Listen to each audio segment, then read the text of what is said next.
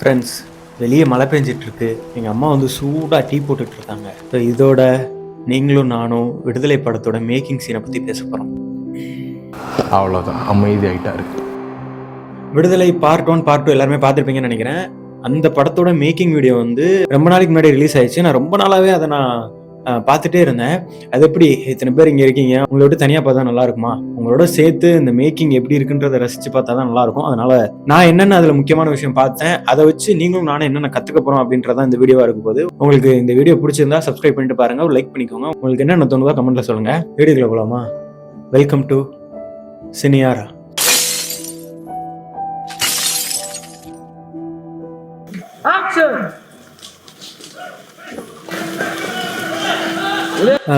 Vetrimaaran sir வந்து ஒரு monitor பார்த்துட்டு இருக்காருல்ல. இது என்னன்னா, இந்த மானிட்டர்ல எனக்கு தெரிஞ்ச விஷயத்துல நான் வந்து ஃபர்ஸ்ட் சொல்லிடுறேன். இந்த மானிட்டர்ல இருக்க லைன் எதுக்கு நான் ஃபர்ஸ்ட் வந்து சொல்லிடுறேன். இப்போ ஆஸ்பெக்ட் ரேஷியோ பத்தி உங்களுக்கு தெரிஞ்சிருக்கும்ல. இப்போ இந்த மானிட்டர் வந்து 16:9 இருக்குன்னு வச்சுப்போம். ஆனா அவுட் வந்து அப்படி வராது. சினிமாக்குன்னு ஒரு ஆஸ்பெக்ட் ரேஷியோ இருக்குல்ல, அதுல தான் நம்ம வந்து அவுட் எடுப்போம். எடிட் பண்ணி அவுட் வரது வந்து சினிமாவோட ஆஸ்பெக்ட் ரேஷியோல வரும். ஆனா இது வந்து மானிட்டர் வந்து 16:9 காட்டலாம். அந்த அலைன்மெண்ட்டுக்காக அந்த ரெட் கலர் பாக்ஸ் இருக்கு. அந்த பாக்ஸ்க்குள்ள இருக்கிறதா வந்து அவுட்ல வரும். அதுக்கு கீழே இருக்கிறதெல்லாம் வந்து நீட்டா அந்த ஃப்ரேமுக்குள்ள நம்ம கம்போசிஷன் கொண்டு வந்து கரெக்டா ஃபிட் பண்றதுக்கு தான் வந்து அந்த லைன் வந்து காட்டுது. இதுல எல்லா விஷயம்லாம் எனக்கு தெரியல, அந்த அளவுக்கு பெரிய ஆள்லாம் நம்ம இல்ல. இதுல எனக்கு தெரிஞ்ச ஒரு சில விஷயத்த சொல்றேன். அப்படி உங்களுக்கு இதுல ஏதாவது தெரிஞ்சிருந்தா கூட கமெண்ட் செக்ஷன் சொல்லுங்க, நானும் தெரிஞ்சுப்பேன். நம்மளோட சினியாரா கம்யூனிட்டியில இருக்க எல்லாருமே தெரிஞ்சுப்பாங்க. ஸோ எனக்கு தெரிஞ்ச என்னன்னா, அதுல ஒரு B18 போட்டு 14.3V அப்படின்னு போட்டிருக்கு பாத்தீங்களா, அது வந்து பேட்டரி வோல்டேஜ் எவ்வளவு கன்சியூம் ஆகுது அப்படின்றத காட்டுது.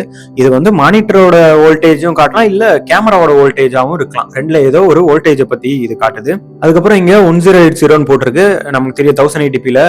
இது வந்து எனக்கு என்ன டவுட்னா, 1080 வந்து மூவியோட ஒரிஜினல் ஃபுட்டேஜ் ரெக்கார்ட் பண்ணுவாங்களான்னு எனக்கு தெரியல. ஏன்னா ஹை குவாலிட்டியில ரெக்கார்ட் பண்ணுவாங்கன்னு நான் நினைக்கிறேன். ஒருவேளை இது வந்து அந்த மானிட்டருக்கு வர சோர்ஸா இருக்கலாம். 1080 அந்த மானிட்டர் காட்டுது அப்படின்றத அங்க மென்ஷன் பண்றதா இருக்கலாம். அப்புறம் அதுக்கப்புறம் பக்கத்துல 24 நமக்கே தெரியும் 24 FPS எல்லாம் எடுப்பாங்க. அப்புறம் இதுல ஒரு விஷயம் கவனிச்சேன். என்னன்னா, இந்த மானிட்டர்ல ஆட்டோன்னு ஒண்ணு போட்டிருக்குல்ல, இது என்னன்னு இன்டர்நெட்ல சர்ச் பண்ணும்போது ஆட்டோ எக்ஸ்போசர்ல எடுத்துட்டு இருக்காங்கன்னு சொல்லுச்சு. எனக்கு என்ன டவுட்னா, சினிமால ஆட்டோ எக்ஸ்போசர் யூஸ் பண்ணுவாங்களான்னு எனக்கு தெரியல. இங்க இருக்குது வெற்றிமாறன் சார், கேமரா பண்ணிட்டு இருக்கிறது வேல்ராஜ் சார். ஸோ இங்க எனக்கு தெரிஞ்சு இது ஏன் ஆட்டோவை போட்டு எடுக்கிறாங்கன்னா, எனக்கு தெரிஞ்சது மட்டும் சொல்றேன். இப்போ அந்த கார்டுன்றதுனால அதிகமா கிளவுடு கவரும் ஆகும், கிளியர் ஆகும் டக்குன்னு. ஸோ சீன் எடுத்துட்டு இருக்கும் போதே கிளவுடு கவர் ஆச்சுன்னா அப்படியே லைட்டிங் வந்து டவுன் ஆயிடும். ஸோ அதனால அந்த மாதிரி பிரச்சனையை வந்து ஹேண்டில் பண்றதுக்காக ஆட்டோ போடலாம், இல்ல இன்டர்நெட்ல கூட தப்பா போட்டிருக்கலாம். இது ஆட்டோன்னு போட்டிருக்கு, அதுன்னு மட்டும் சொன்னாங்க, அவ்வளவுதான். இதுல ஒரு விஷயம் நோட் பண்ணீங்களா? கேமராவை 2 பேர் தூக்கிட்டு போயிட்டு இருக்காங்க. ஆனா கேமராமேன் சார் வந்து இந்த இடத்துல ஒரு விஷயத்தை வச்சு கண்ட்ரோல் பண்ணிட்டு இருக்காரு. இது என்னன்னா, கேமரா போற வே எல்லாம் வந்து அவங்க கண்ட்ரோல் பண்ணுவாங்க. அதுக்கப்புறம் கேமராவோட மூவ்மெண்ட்ஸ் எல்லாம் வந்து சார் கண்ட்ரோல் பண்ணிடுவாரு. நிறைய பேருக்கே தெரிஞ்சிருக்கும், நம்ம நார்மல் DSLR கிம்பிள், மொபைல் கிம்பிளுக்கு கூடவே வந்து இன்னொரு மொபைல் வச்சு நம்ம கண்ட்ரோல் பண்ணலாம். மொபைல்ல கனெக்ட் பண்ணியாச்சுன்னா அந்த கிம்பிளோட மூவ்மெண்ட்டை வந்து நம்ம வந்து மொபைல மூவ் பண்றது மூலமா அந்த கிம்பிளோட மூவ்மெண்ட்டை வந்து நம்ம கண்ட்ரோல் பண்ணலாம். இப்ப இருக்க நிறைய கிம்பிள்ஸ்ல அந்த ஆப்ஷன் வந்துருச்சு. ஒரு விஷயம் தெரிஞ்சுக்கோங்க, கிம்பிள்ல கேமரா மவுண்ட் பண்ணதுக்கு அப்புறம் அந்த கேமராவை தொடக்கூடாது. ஏன் அப்படின்னா, அந்த கேமராவை ஒரு சில மோட்டார்ஸ் எல்லாம் சேர்ந்து ஸ்டேபிளா பிடிச்சிட்டு இருக்கோம். நம்ம அந்த கேமராவை டச் பண்ணும்போது அந்த மோட்டார்ஸுக்கு ப்ரெஷர் போகும். அப்படி போகும்போது அந்த மோட்டார் வந்து கொஞ்ச நாள்ல வீக் ஆக ஆரம்பிச்சிடும். அதனால கிம்பிள்ல கேமராவை மவுண்ட் பண்ணதுக்கு அப்புறம் கேமரா டச் பண்ண மாட்டாங்க. அதனாலேயே நீங்க செக் பண்ணி பாருங்களேன், மேக்ஸிமம் கிம்பிள்ஸ்ல வந்து கேமரா மவுண்ட் பண்ணதுக்கு அப்புறம் கீழேயே நீங்க கையை வந்து ஹேண்டில் பிடிக்கிற இடத்துலயே ரெக்கார்ட் பட்டன், கேமரால இருக்க எல்லா செட்டிங்ஸையும் வந்து யூஸ் பண்றதுக்கு அவங்களே வந்து செப்பரேட்டா பட்டன்ஸ் கொடுத்துருப்பாங்க. அதே மாதிரி இப்போ கிம்பிள மவுண்ட் பண்ணிட்டு அந்த இடைஞ்சல்ல அந்த 2 பேர் தூக்கிட்டு போயிட்டு இருக்காங்கல்ல, அந்த இடைஞ்சல்ல சாரும் போய் ஒர்க் பண்ண முடியாது. அதனால அந்த கிம்பிளோட மூவ்மெண்ட்டை வந்து இவர் கண்ட்ரோல் பண்ணிட்டு இருக்காரு. இங்க இதுல இன்னொரு விஷயம் இருக்கு. என்னன்னா, இங்க HDMI ரிசீவர் தெரியுது. அந்த ரிசீவர் எப்படின்னா, HDMI டிரான்ஸ்மிட்டர் வந்து அந்த கேமராவோட அந்த கிம்பிள்ல இருக்கும். HDMI ரிசீவர் வந்து சார் வச்சிருக்காரு. இப்போ நம்ம கேமராமேன் சாருக்கு ஒரு மானிட்டர் இருக்கு. அந்த ரிசீவர்ல இருந்தே நம்ம டைரக்டர் சாருக்கும் வெற்றிமாறன் சாருக்கும் இங்க ஒரு மானிட்டருக்கு அவுட்புட் கிடைக்குது. இப்போ பாத்தீங்கன்னா, நம்ம வெற்றிமாறன் சாருக்கு முன்னாடி 2 மானிட்டர் இருக்கு. ஏன் அப்படின்னா, இவங்க 2 கேமரா இந்த சீனுக்கு யூஸ் பண்றாங்க. ஒரே அவுட்புட் 2 மானிட்டர்ல அவர் பார்க்கலாம்னு நீங்க கேட்டீங்கன்னா, இந்த சீன் பாருங்களேன். அங்க வந்து இப்போ ஒரு கேரக்டர் உள்ள வருவாரு, அவரை 2 ஆங்கிள் ஒரே கேமரா கேப்சர் பண்ணும். இப்படி 2 கேமரா யூஸ் பண்றோம்னா ஒரு டேக் நம்ம கேரக்டர்ஸ் கரெக்டா பண்ணிட்டா போதும், நம்ம அடுத்த சீன் போயிட்டே இருக்கலாம். டைம் ரொம்ப நமக்கு மிச்சமாகும். ஒரு ஆங்கிள் வச்சு அவரை அதை பண்ண வச்சு ஷூட் பண்ணிட்டு இன்னொரு ஆங்கிள் வச்சு அதே பண்ண வச்சு அவரை ஷூட் பண்ணிட்டு நமக்கு டைம் ரொம்ப வேஸ்ட் ஆகுது இல்ல.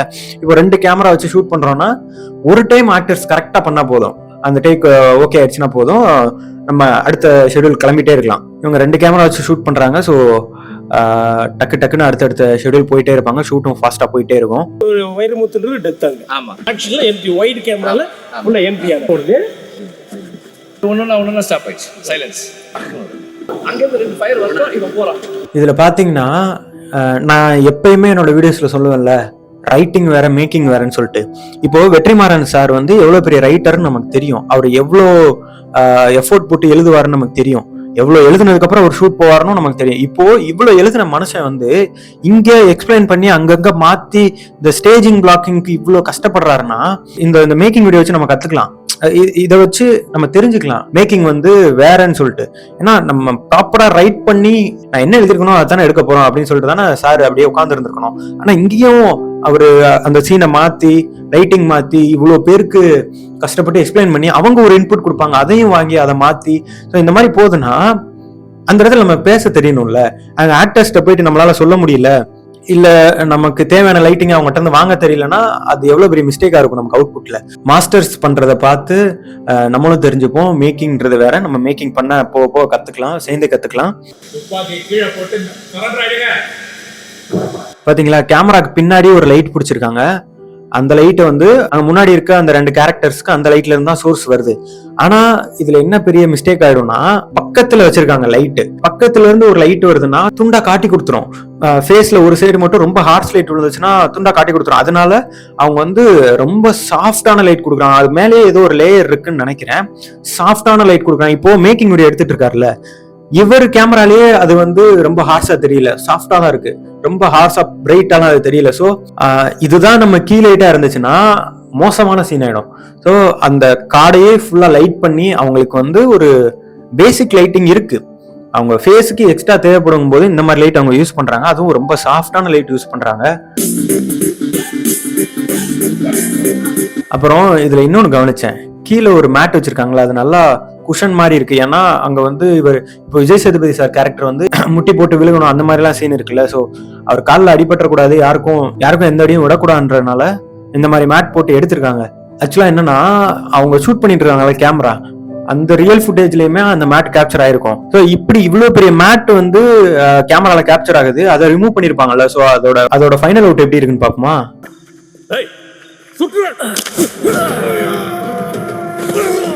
இங்க பாத்தீங்களா, விஜய் சேதுபதி சார் காலை பாருங்க, இந்த கால் ஃபுல்லா மண்ணுக்குள்ள போன மாதிரி இருக்கு. அவரோட முட்டியுமே வந்து தரைய சரியா தொடல. சோ இங்க ஒரு பெரிய மேட் இருந்திருக்கு, அந்த மேட்டையும் ரிமூவ் பண்ணிருக்காங்க. அப்புறம் இவங்களுக்கு ஷேடோவும் ஆட் பண்ணிருக்காங்க.